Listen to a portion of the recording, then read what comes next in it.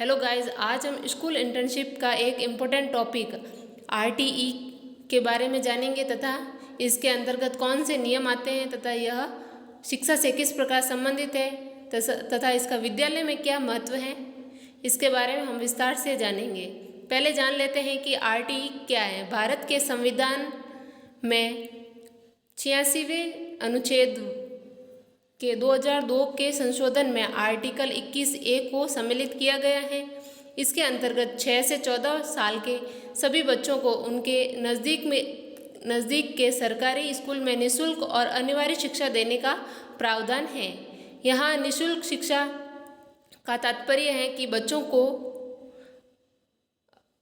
के अभिभावकों से स्कूल की फीस, बच्चे की यूनिफॉर्म और पुस्तकों के लिए कोई पैसे नहीं लिए जाते हैं। वहीं इस अधिनियम के तहत निजी स्कूलों में 25% बच्चों का नामांकन किया जाना सुनिश्चित किया गया है। इस वर्ग में आर्थिक रूप से कमजोर और डिसएडवांटेज ग्रुप को शामिल किया गया है। डिसएडवांटेज ग्रुप में अनुसूचित जाति और अनुसूचित जनजाति व अनाथ बच्चों को सम्मिलित किया गया है। शिक्षा का अधिकार कब लागू हुआ?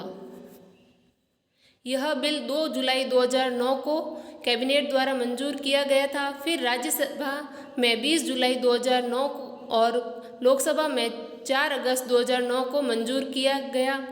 जम्मू कश्मीर को छोड़कर इस अधिनियम को 1 अप्रैल 2010 को पूरे भारत में लागू कर दिया गया तथा राजस्थान में यह 2011 में लागू हुआ।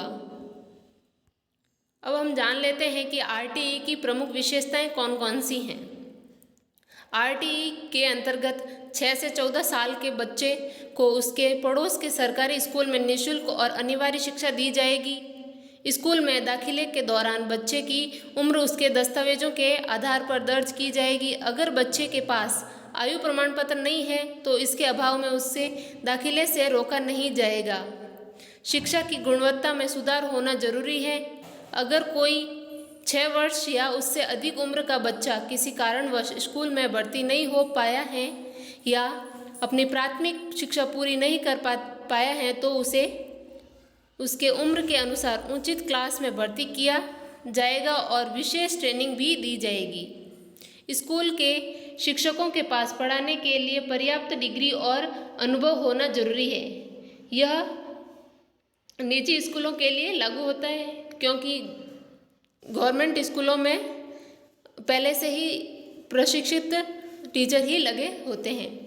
जब तक बच्चे की प्राथमिक शिक्षा पूरी नहीं हो जाती तब तक किसी भी बच्चे को न रोका जाएगा, न निकाला जाएगा और न ही बोर्ड परीक्षा में आगे बढ़ाया जाएगा।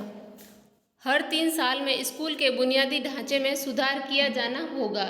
यह भी निजी स्कूलों के लिए लागू होता है। आर्थिक भार राज्य और केंद्र सरकार दोनों को उठाना होगा। इसके अंतर्गत जो 25% आरक्षण निजी स्कूलों में बच्चों को दिया जाता है उसका वहन भी सरकार करती है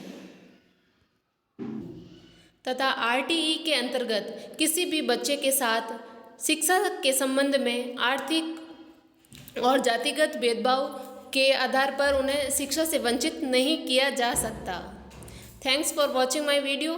please like, share and subscribe my channel and press the bell icon.